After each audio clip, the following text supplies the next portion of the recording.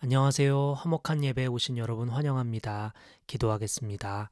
하나님, 오늘도 이렇게 주님께 가까이 나아갈 수 있도록 인도하여 주심에 감사합니다. 주님의 말씀이 저를 살리시고 인도하시고 우리를 새롭게 하시는 줄 믿습니다. 그러므로 우리가 주님께 가까이 나아가오니 주님의 말씀으로 우리를 새롭게 하여 주시고 오늘 하루를 인도하여 주옵소서. 예수님의 이름으로 기도드립니다. 아멘. 오늘 말씀은 사도행전 10장 9절부터 16절까지의 말씀입니다. 이튿날 저들이 길을 가다가 욥바에 가까이 이르렀을 때 베드로는 기도하려고 지붕으로 올라갔다. 때는 오정쯤이었다. 그는 배가 고파서 무엇을 좀 먹었으면 하는 생각이 들었다. 사람들이 음식을 장만하는 동안에 베드로는 황홀경에 빠져 들어갔다. 그는 하늘이 열리고 큰 보자기 같은 그릇이 내 귀퉁이가 끈에 매달려서 땅으로 드리워져 내려오는 것을 보았다. 그 안에는 온갖 네발 짐승들과 땅에 기어다니는 것들과 공중의 새들이 골고루 들어 있었다. 그때 베드로야 일어나서 잡아먹어라 하는 음성이 들려왔다. 베드로는 대답하였다. 주님, 절대로 그럴 수 없습니다. 나는 속되고 부정한 것은 한 번도 먹은 일이 없습니다. 그랬더니 두 번째로 음성이 다시 들려왔다. 하나님께서 깨끗하게 하신 것을 속되다고 하지 말아라. 이런 일이 3번 있은 뒤에 그 그릇은 갑자기 하늘로 들려서 올라갔다. 사도행전 10장 1절에 보면 고넬료가 등장합니다. 그는 로마 군대의 백부장인데 성경은 그에 대해 좀 더 자세히 설명하는데요. 사도행전 10장 2절을 한번 보겠습니다. 사도행전 10장 2절이요. 그는 경건한 사람으로 온 가족과 더불어 하나님을 두려워하며 유대 백성에게 자선을 많이 베풀며 늘 하나님께 기도하는 사람이었다. 백부장이면 오늘날 중산층 이상의 삶, 윤택한 삶을 살 수 있었습니다. 그런데 고넬료는 교만하지 않았고 하나님을 두려워했습니다. 그는 자신이 가진 재산으로 자선을 많이 베풀며 하나님께 기도하는 사람이었습니다. 특별히 성경은 그를 늘 기도하는 사람이었다라고 말하고 있습니다. 사도행전 10장 3절부터 보면 고넬료가 기도하다가 환상을 보게 되는데요. 환상에 하나님의 천사가 말하기를 너의 자선 행위가 하나님께 상달되었다. 그러니 욥바로 사람을 보내어 베드로를 데려와라 하고 말씀하십니다. 고넬료는 즉시 자기 사람들을 욥바로 보냅니다. 그리고 오늘 본문 말씀이 이어지는데요. 사도행전 10장 9절을 함께 보겠습니다. 이튿날 저들이 길을 가다가 욥바에 가까이 이르렀을 때 베드로는 기도하려고 지붕으로 올라갔다. 때는 오정쯤이었다. 자, 이 장면 참 재밌어요. 처음에 설명했던 고넬료랑 잠깐 비교해 볼 텐데요. 고넬료는 늘 기도하는 사람이었고 오후 3시 기도 시간에 환상을 보고 욥바로 사람을 보내죠. 베드로 또한 늘 기도하는 사람이었고 길을 가다가 12시 기도할 때가 되어 기도하려고 지붕 위로 올라가는데 그게 마침 욥바였죠. 재밌는 것은 고넬료가 욥바로 사람을 보냈을 때 베드로는 욥바에 머물고 있지 않았습니다. 길을 가다가 기도 시간이 되어 지붕으로 올라가는데 그게 마침 욥바였던 것입니다. 이게 우연일까요? 하나님의 기막힌 타이밍이죠. 그런데 이런 놀라운 일은 기도하는 사람들에게 종종 나타나곤 하죠. 하나님께서는 베드로와 고넬료처럼 늘 기도하는 사람에게 놀라운 일을 보여주십니다.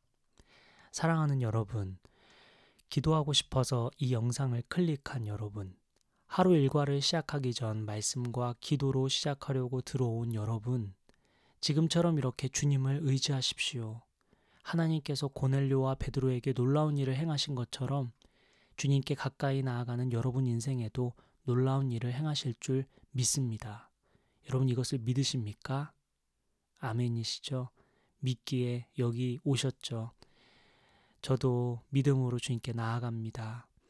자, 다시 본문을 조금만 더 살펴보죠. 욥바에 도착한 베드로, 욥바에 도착한 고넬료의 사람들, 그리고 욥바에 도착한 베드로. 오늘 보면 10절에 보니까 배가 많이 고팠던 것 같아요. 베드로가. 사람들은 음식을 준비하고 베드로는 기도에 집중합니다. 그런데 하나님께서 베드로에게 환상을 보여주시죠. 사도행전 10장 11절입니다. 그는 하늘이 열리고 큰 보자기 같은 그릇이 내 귀퉁이가 끈에 매달려서 땅으로 드리워져 내려오는 것을 보았다. 기도하는데 갑자기 하늘이 열리고 큰 그릇이 끈에 매달려 내려오는 게 보여요. 그리고 그 안에 보니까 짐승들과 새들과 기어다니는 것들이 들어 있었습니다. 그때 하나님께서 베드로에게 그것들을 잡아먹으라고 말씀하십니다. 마침 베드로가 배가 고팠다고 했죠. 먹음직스러운 음식들을 가득 내려주셨어요. 그런데 베드로는 강직하고 경건한 사람이죠. 본문 14절에 보니까 주님 절대로 그럴 수 없습니다. 나는 속되고 부정한 것은 한 번도 먹은 일이 없습니다. 하고 말씀드리죠. 이에 대해 주님의 말씀을 한번 보겠습니다. 오늘 본문 사도행전 10장 15절입니다. 그랬더니 두 번째로 음성이 다시 들려왔다. 하나님께서 깨끗하게 하신 것을 속되다고 하지 말아라. 베드로 입장에서 하나님께서 보여주신 짐승들과 새들, 기어다니는 것들, 그것은 부정한 것들이었습니다. 율법에 보면 부정한 것을 먹는 것은 금지되어 있었죠. 하나님의 법이었어요. 그런데 하나님은 그 부정한 것을 먹으라고 말씀하십니다. 오늘 본문 16절에 보니까, 마지막 16절에 보니까 이렇게 3번이나 권하시죠. 그리고 주님이 말씀하시는 거예요. 내가 깨끗하게 한 것을 부정하다 하지 말아라 말씀하십니다. 하나님께서 부정하다고 하셨으면 부정한 것이죠.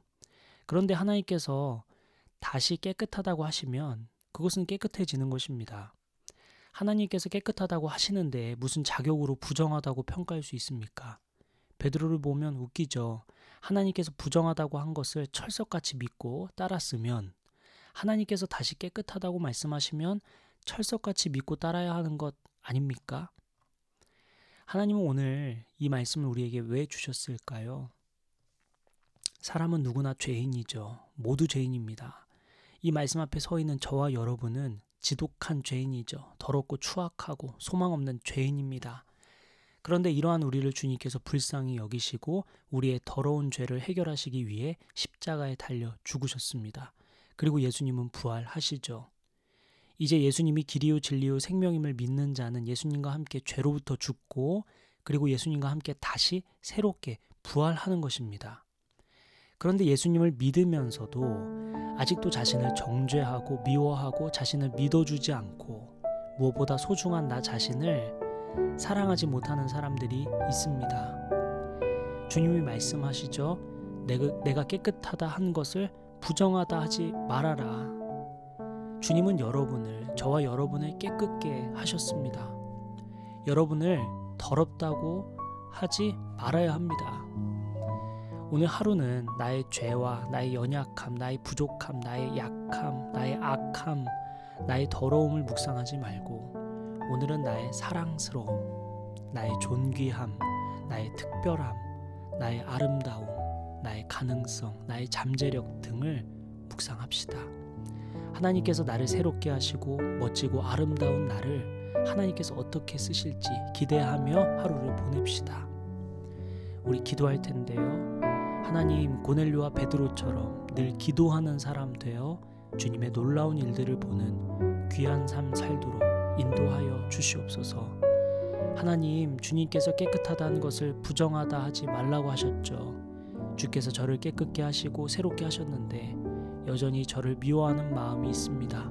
이 마음 이제 내려놓습니다. 제가 얼마나 사랑스러운지, 주님이 나를 얼마나 사랑하시는지, 내가 얼마나 소중하고 아름다운지 오늘 하루 묵상하며 하루를 보내겠습니다. 성령님, 우리 마음을 지켜주시고 성령님, 우리의 마음을 바꿔주시고 성령님, 우리의 마음을 새롭게 하여 주시고 성령님, 우리 마음 안에 선한 것이 나타나고 선한 것이 나을 수 있도록 인도하여 주옵소서.